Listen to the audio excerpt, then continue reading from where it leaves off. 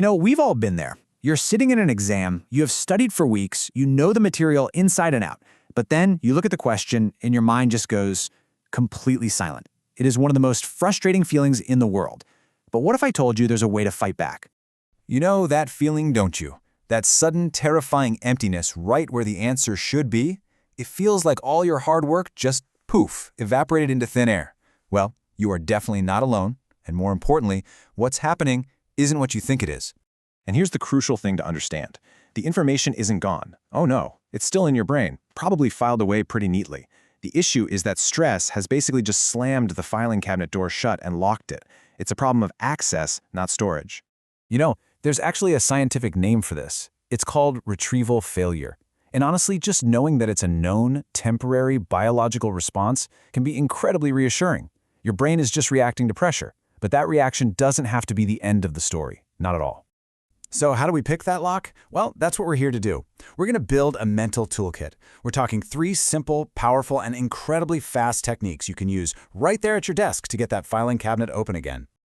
All right, our first tool is all about location, location, location. See, your memory isn't just some abstract list of facts. It's deeply, deeply connected to the environment where you first learned those facts, and we're going to use that to our advantage. Okay, so here's how it works. Just take a deep breath and close your eyes for just a few seconds. I want you to picture your study space. Were you at your desk? Maybe in the library? Was there music playing? What was on the page in front of you? Try to visualize the diagrams, any highlighted text, anything.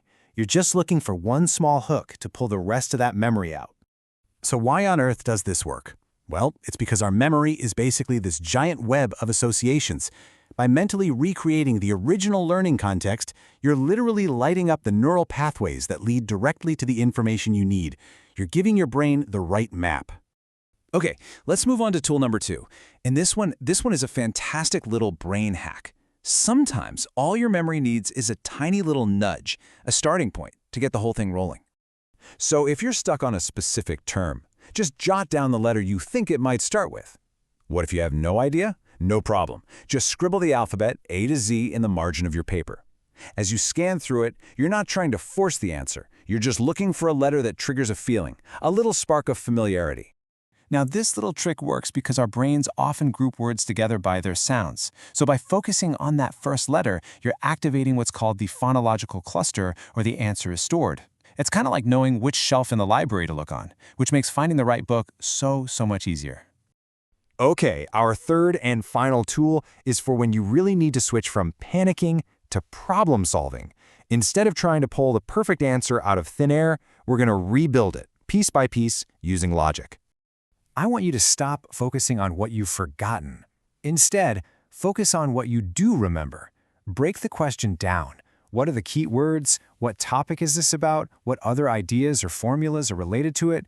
By gathering all these surrounding pieces of information, you can often reconstruct the missing answer logically, like a detective. And here's the key. When you panic, your amygdala, the emotional fight or flight center of your brain, takes over and just blocks recall. But when you start analyzing the question, you activate your prefrontal cortex, your logic center. This action literally shifts your brain's resources away from fear and toward reasoning, unlocking the very pathways you need. And maybe the most powerful part of all these techniques is their speed. Recreating the context, the first letter trick, reverse engineering the question. Each one is designed to work in about 30 seconds. That's it. That's all it takes to shift from total panic to peak performance. So what you have now isn't just a set of tips, it's a superpower. It really is. It's the ability to pause for just half a minute and completely transform your state of mind, and ultimately, your grade. The biggest takeaway here is that going blank is not a personal failure. It's a temporary glitch, and you now have the tools to fix it. Remember, just knowing you have these tools builds confidence, and confidence is a huge key to unlocking your memory. An exam isn't just a test of facts, it's a test of how you handle pressure. This right here, this is the mindset to take into your next test. Treat it like a mantra, say it to yourself. The knowledge is already there. You've done the work. All you need to do is calmly use your keys to unlock it. And that leaves us with a final thought to chew on. We tend to think of exams as this pure measure of what we've memorized, but maybe, just maybe, they're really a test of something more. Your strategy, your composure, and your ability to access what you know when it counts the most.